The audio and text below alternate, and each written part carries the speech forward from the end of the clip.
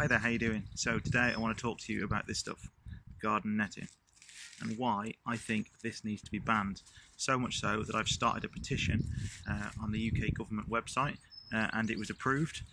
So please watch this video, make up your own mind and hopefully sign that petition.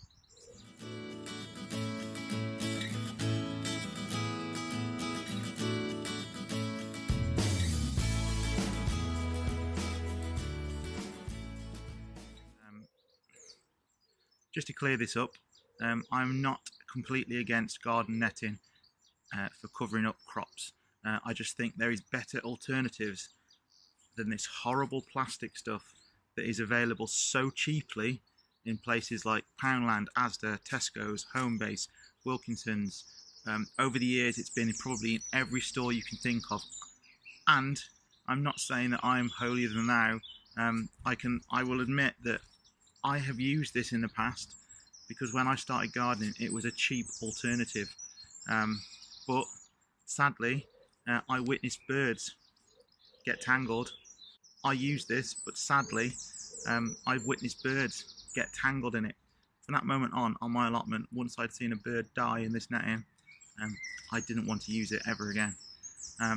And it's annoyed me just how cheap it is.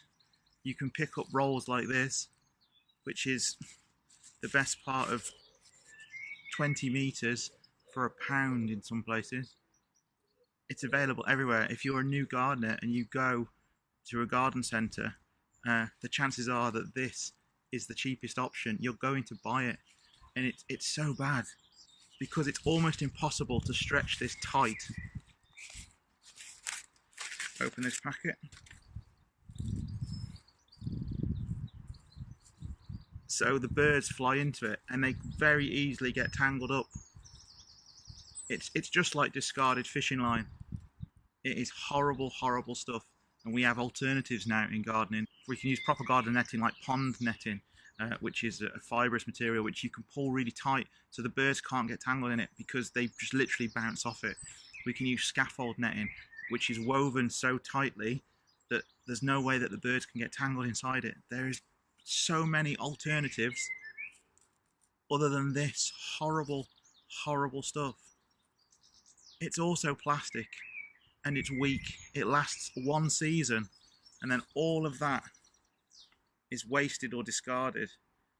It rips, it gets torn open by the wind, and then it blows away and gets wrapped up in hedgerows, and then it can become a problem with anything living on the ground.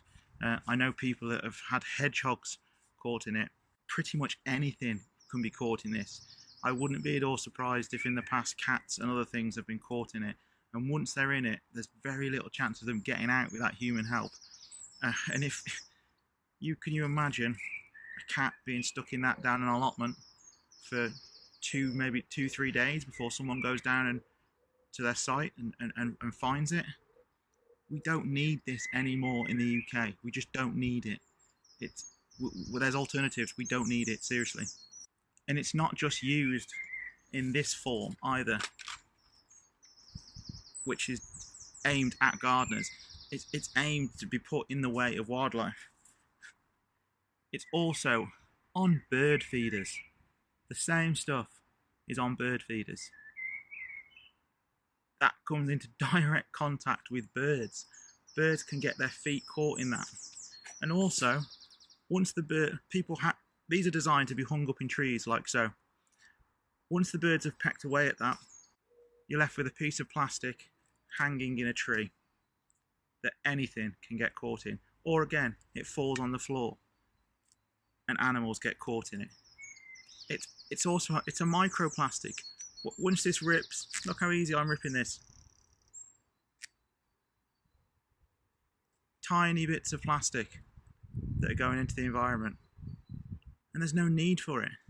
And the sad thing is, in most shops, it's cheaper to buy these with the plastic than it is without the plastic. So, novices, or people who just don't know better or don't realise the dangers, are more likely to buy this than buy the versions that haven't got the plastic on them. It's just so wrong, and it needs to be stopped. It's something we can all do. And this isn't something that's going to affect you in any way whatsoever. I'm not saying don't net your cabbages to keep the pigeons away. I'm just saying don't use this horrible cheap plastic netting. It comes in a variety of colours. You'll see it. It's in greens, it's in blues, it's in blacks. It's horrible, horrible stuff. And it needs banning in the UK, people. So if you can, please sign the petition. The link is below. If we can get 10,000 people to sign the petition, the government has to respond to this.